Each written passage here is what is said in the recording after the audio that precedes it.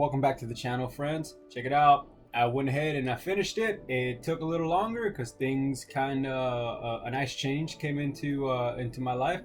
I'm loving it, and yeah, straight up. One of the books that I just picked up was License to Kill: Hired Guns in the War on Terror with Robert Young Pelton. Pelton? Yeah.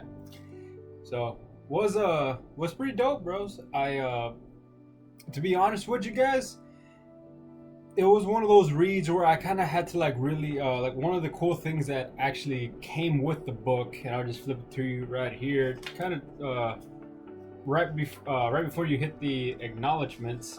There's a little glossary that came in handy, like really good. I mean, there is like a lot of terminology that is used, and I mean, like OGA. If you know what that means, I mean, well, good for you. You probably either served or you probably just, I don't know, somehow knew what that meant. You know, OGA means, you know, like other government agency. You know what I mean? Another one, the CAT vehicle, the counter assault team. You know, like just stuff like that. And then like, before I get too high on the hog here, I mean, you know, to like kind of reel it in with you guys, I mean, like, this book, it was just one of those weird finds that I just found literally at a thrift shop. Me and my wife like to go every now and again. We find some small treasures and stuff like that. You know, well, like, I mean, well, she got me into like saying, you know, like treasures and whatnot. And to be honest with you, it was one of those things where it was kind of like, well, I mean, I started this channel just on, you know, books and firearms related topics, and it like the whole hired guns thing, it made me think of a documentary that I don't really know who produced it, but it was actually called man, the name eludes me real fast. Let me I'm trying to remember what it was. It's a Shadow Company. Yeah, there you go. Shadow Company. And to be honest with you, it was just exactly like the book. Like the book was just exactly like how it was in that documentary. And if y'all want to pick up the book, I mean, I picked it up for $4. I don't know if y'all want to go ahead and jump on Amazon and try to find the book, but you know, the short and sweet of it all, like, I mean, what wasn't in the documentary was definitely in here, on totally like totally different events, and a whole lot of more in depth, just like how I've realized when I've seen American Sniper, and I read the American Sniper book. I haven't put that video out yet because at the time I didn't know exactly what I was doing when I came to reading the books. I just wanted to read, and then I made the channel. And like, if y'all want to watch the documentary and then pick up the book, I mean, go right ahead. I mean, both of them are pretty interesting. I don't know why it intrigues me, but it does. And the fact that I was able to find the book, and the idea that I can find the documentary online, simple as that. And another thing I also want to mention, if anybody that is familiar with Simon Mann and Executive Outcomes, they definitely get an entry into the book, and it's definitely inside the documentary as well. And if you want to kind of get into, if you come across the book or the documentary, I would also want to plug in Count Dankula. He has a small series called the Mad Lads, and all of his characters, the ones that are in there, they're a good majority of them are real. They a good majority of them were either passed away or dead, but Simon Mann is still alive, and he not only did a whole coverage on Simon Mann, and he actually got him to be on I think one of his live chats or podcasts, I don't remember. And I was like, wow, like, tremendous insight. And definitely, like, towards the rear end of this book, Simon Mann gets the entry, and I thought, okay, I've seen the documentary, I've seen Count Dankula's mini Mad Lad, and I've also seen the one with the podcast or live chat, and I was just like, pretty cool. And then when I found the book, I was just like, I mean, I have a rough idea, but let's go into it. And definitely going into it, I mean, yeah, I don't think I can give you guys so much justice, like, or do the book any justice by just explaining to you exactly what this book kind of entails just a little bit. I mean, I had never served in the military. I have no experience with law enforcement. It was just a book that I kind of just, been like, I want to wrap my mind around it. To, I mean, knowledge is king. So that's kind of where I was with it. I'm like, why not? That's kind of why I started the YouTube channel and why I want to go ahead and put my review on it. There are certain things that are in there, and I would say just like some of the books that I've been coming across, and one book that I did come across, I have no idea why I wanted to read it, but I wanted to. Like I said, I want to, which was the Anne Frank book. And I'll be honest with you, it's a niche book.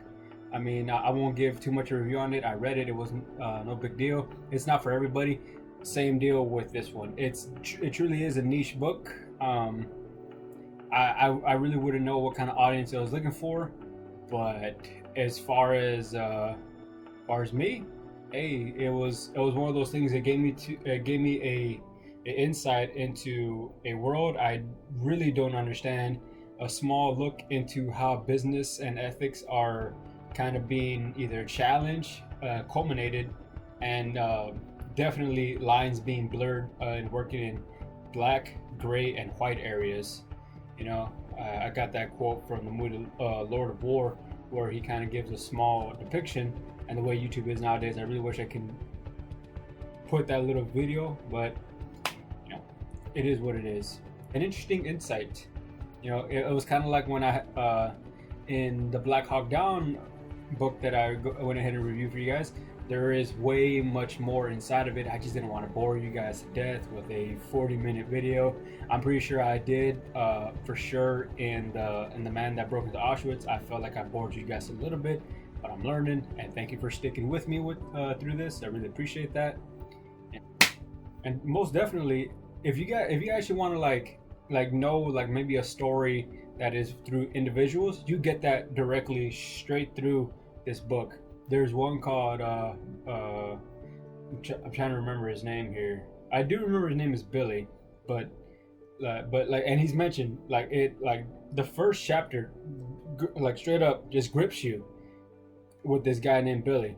And there's all types, there's Chileans, people from Chile, and then we got Navy SEALs, we got like Delta Force, and we got Army Rangers, and we got I'd never even heard of these dudes, like Gurkhas. I was like, okay, I never heard of these guys before, but turns out they're a form of special forces. And it kind of goes to show, like, anywhere that is a nation, regardless if it's developed, that was another thing too.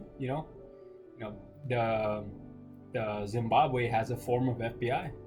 I kind of forgot what it meant, or like what the actual acronym is, but man, if you're looking for individual stories and individual events, it's talked about there like that.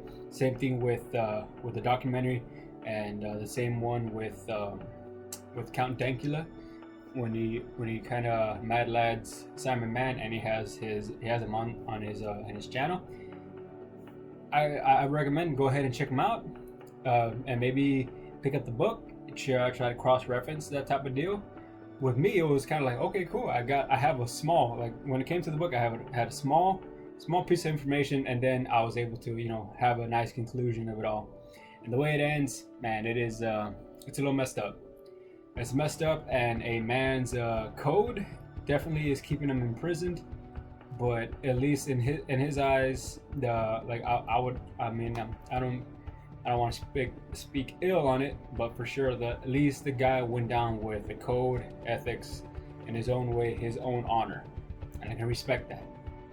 Hey, it's kind of hard to tell because this channel is it's from scratch. You know what I mean? We got the flour, we don't have enough to make any bread, so that's where we are, and I appreciate you guys for liking and watching and subscribing. I really do appreciate that. Thank you very much. And that's kind of how we are. And for the people out there that don't particularly care for my gun related videos, and vice versa, the ones that don't particularly care for like my reviews on books that I've read, and I'm reading them. That's why it takes a while. I had a lot of downtime, and I decided to read books. You know, the COVID-19 went ahead and it's definitely impacted a lot of us. And here we are. Here we are with this channel, Mr. Guns and Books, reading books and talking about firearm-related topics. So thank you guys. On a small little plug-in, this is the book we got coming up, Stonewall. I was told this from a friend of mine during the whole little controversy with Scarlett Johansson and some gangsterish movie. I didn't get the full context, and one day we were talking about it, and she had mentioned this. I don't remember the full conversation. This was a good while ago.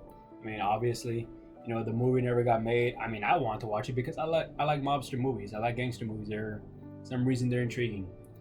But you know, she had mentioned this. She vaguely kind of told me a little bit, and I went ahead and one time I was in the live chat and I asked the Yankee Marshal, pretty cool channel if y'all ever have a chance. I asked him because he was talking about riots, and I asked him if he knew anything about them, and same thing, very vague. He kind of didn't know either. You know, he's an older gentleman, so I figured like that's kind of where I'd ask. And yeah, fairly vague. Nothing, you know, nothing facetious or anything like that. But for sure, it just jumped out to me. Why not? For $8 at a Barnes and Noble, why wouldn't I? So hopefully this one doesn't take us too long. And in between there, appreciate you guys for sticking around. And hell,